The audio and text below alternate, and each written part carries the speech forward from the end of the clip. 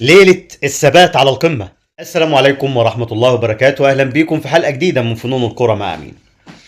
ليلة مباراة الأهلي وزد هي ليلة مباراة الثبات على القمة، يعني بمثابة إن الأهلي يفوزوا على زد إن شاء الله بكرة بيرجع ويعود لقمة الدوري بفارق نقطتين. الأهلي هيحتل المركز الأول برصيد 39 نقطة إن شاء الله في حالة فوزه على زد، ويلي الزمالك وبيراميدز ب 37 نقطة مع انتظار مباراة سيراميكا كليوباترا. ان شاء الله الاهلي بيفوز على زد، وننتظر ماذا سيحدث في مباراة الزمالك وبيراميدز. الغريب اللي في اليومين اللي فاتوا الدنيا كانت شيطة وهيجة على الاهلي، اخيرا لقوا للاهلي قضية في الفيفا، وكل السوشيال والاعلام الزملكاوي فرحان ومبسوط بان الاهلي اتحكم عليه بمبلغ وقدره في قضية ريبيرو. وطلع الاعلام الزملكاوي كخالد الغندور وغيرهم كتير بيتكلموا منين الاهلي اتاخد عليه حكم من ريبيرو، ومنين ان الاهلي كان طلع كلام وقال انتهاء العلاقة بالتراضي مع ريبيرو ودفع الشرط الجزائي. الكلام اللي طلع من النادي الاهلي ان ريبيرو الاهلي فعلا جه اداله الشرط الجزائي، وكيله طبعا لعب في ودانه وفي دماغه قال له لا، خلينا نرفع قضية في الفيفا يمكن ناخد فلوس اكتر. الفيفا حكمت بمبلغ وما، والاهلي لجأ للكاس. تخيل بقى ان اعلام السوشيال الزملكاوي والاعلام الزملكاوي والاعلام الرياضي عموما بيعامل الاهلي بالمثل بمعاملة الزمالك. يعني بيعامل الاهلي اللي عليه قضية، والاهلي ما علقش وقال لك هنرجع للكاس لمحكمة الكاس الدولية ونشوف حقنا وحقه، واحنا عرضنا عليه وبنديله الشرط الجزائي ل3 شهور. لكن الاعلام الرياضي والسوشيال الزملكاويه بتعادل مساله ايقاف قيد ل 12 قضيه بمثابه حكم قصاد حكم للنادي الاهلي. مش عارف هل ده تفكير ولا مفيش عقل اصلا عشان بيفكر. لكن ما دام الاعلام بيتعامل بالوضع ده، شيء مش جديد ومش غريب على الاعلام الرياضي في مصر. الاعلام ما بيصدق اي شيء تحصل في الاهلي ويعملوها من الحبه قبه. لكن محدش اتكلم عن الفضيحه اللي حصلت والخناقه اللي عملها عبد الله السعيد مع الجهاز الفني عقب تبديله في المباراه اللي فات.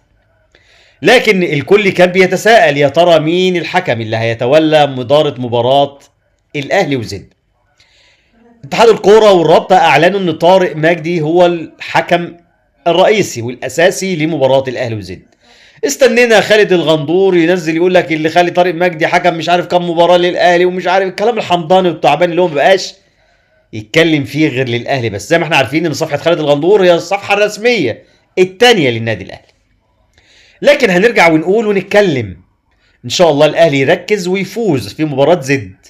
اللي يهمنا دلوقتي كجمهور النادي الاهلي واللي لازم نشتغل عليه ان احنا عايزين ال3 نقاط، مش عايزين الاداء. يا عم خلي الاداء لبتوع الاداء، زي ما طلع العدل وقال ان زيزو ده يعني ماشي مع النادي الاهلي، تمشي صفته مع النادي الاهلي. ليه؟ لعيب جد وبيعرف يتدرب جد والاهلي جد وبتاع، انما احنا بنحب اللعيبه اللي زي احمد عبد القادر ده على طريقتنا. لا بيحب يتدرب تدريبات يعني دلعيه ومش عارف ايه وكده يعني، وكلام مش عارف الناس دي عقليتها ايه والله.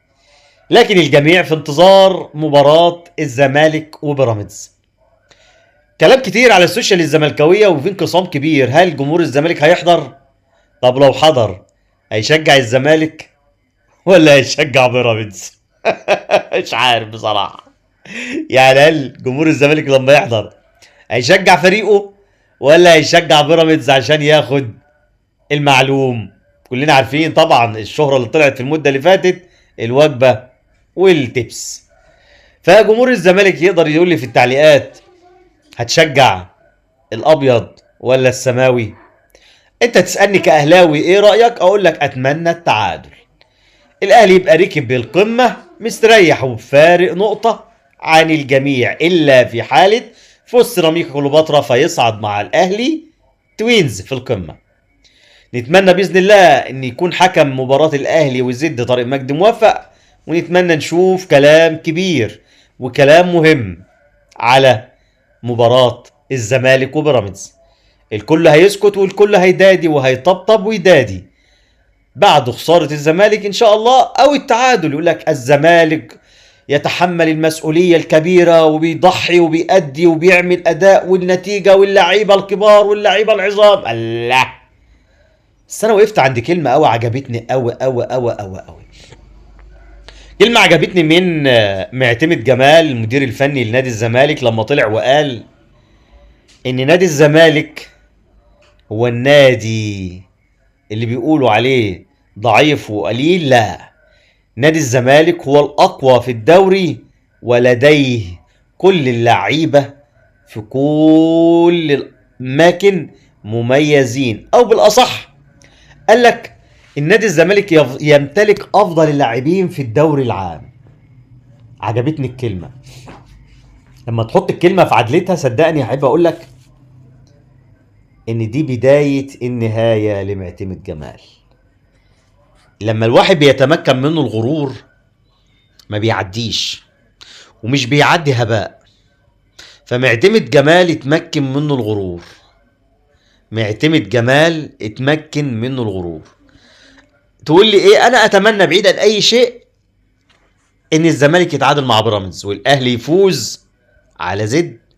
الاهلي يتألق يتعملق يركب الدوري ويطلع، وبعد كده في الدور الثاني يحلها الحلال. احنا كجمهور النادي الاهلي اتمنى ان الجمهور يقف في ظهر اللعيبه، وخصوصا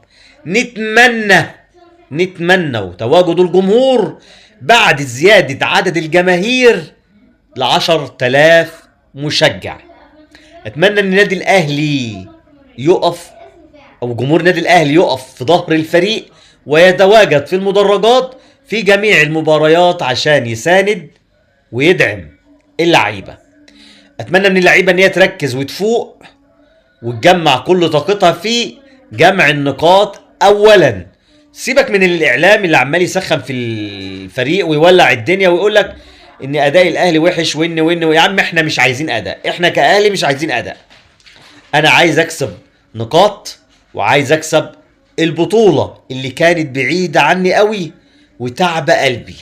اتمنى ان الاهلي يركز، لعيبة الاهلي تركز، يستروا بيركز، الكل يركز انه يقف في ظهر الفريق واللعيبة تركز في الملعب، ونحصد النقاط اللي فاضلة في الدور الاول ونستمر على قمة الدور الاول ونطلع الدور الثاني بالمركز الاول، وبعد كده يحلها الحلال. لان الاهلي اغلبيه المباريات اللي الاهلي وقعها كانت في المباريات الضعيفه او القليله، اما في المباريات الكبيره الاهلي بيعرف كويس قوي يقف على رجله ويلعب ازاي.